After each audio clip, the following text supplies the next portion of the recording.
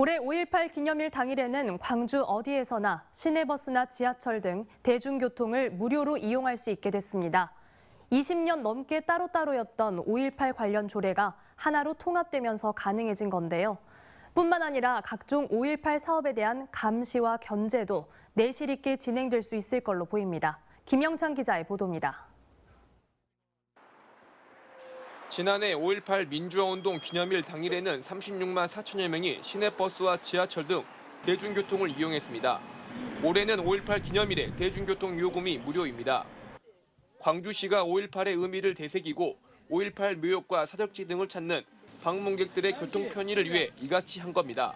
5.18만큼은 5.18에 대한 정신과 그러한 부분들을 다시 한번 좀 되새기면서 하루를 좀 기념하기 위해서 무료 대중교통 이용의 날로 그렇게 지정해서 운영할 계획입니다.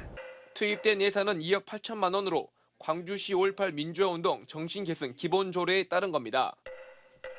이 조례는 5.18과 관련해 뿔뿔이 흩어졌던 11개 조례가 하나로 통합돼 만들어졌습니다. 이로 인해 5.18 기념 사업에 대한 견제와 감시도 강화됐습니다. 5.18 사업 예산 심의를 강화하기 위해 기존 3단체 중심이었던 5.18 기념사업위원회를 없애고 5.18 정신계승위원회를 새로 만들었습니다. 외부 전문가를 늘려 정신계승위원회 사업 전반에 대한 심의와 자문권을 부여해 기관 간 역할을 분명히 했습니다. 위원회 구성도 기존보다 2배로 늘어나 30명으로 꾸려집니다. 이에 따라 광주시와 5.18 기념재단 등은 정책협의회를 정례적으로 열고 5.18 기념사업이 종료된 후에는 반드시 경과보고회를 열어야 합니다. 정신계승위원회를 통해서 입안 과정, 추진 과정, 평가 과정, 의회가 다 하지 못했던 견제와 감시 기능을 어느 정도 수행할 수 있을 것이라고 봅니다.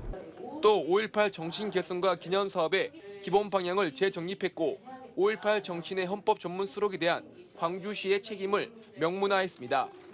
기존 조례들이 포괄하지 못했던 진상규명과 왜곡 대응을 위한 규범도 마련했습니다. 다만 5.18 희생자 유족과 시민단체의 의견이 엇갈린 옛 망월묘역 안장 범위에 대해서는 수기 과정을 거쳐 세부 규칙을 마련하기로 했습니다. MBC 뉴스 김영창입니다. 언제 어디서나 내 손 안의 뉴스. 광주 MBC 뉴스 유튜브 구독으로 함께하세요.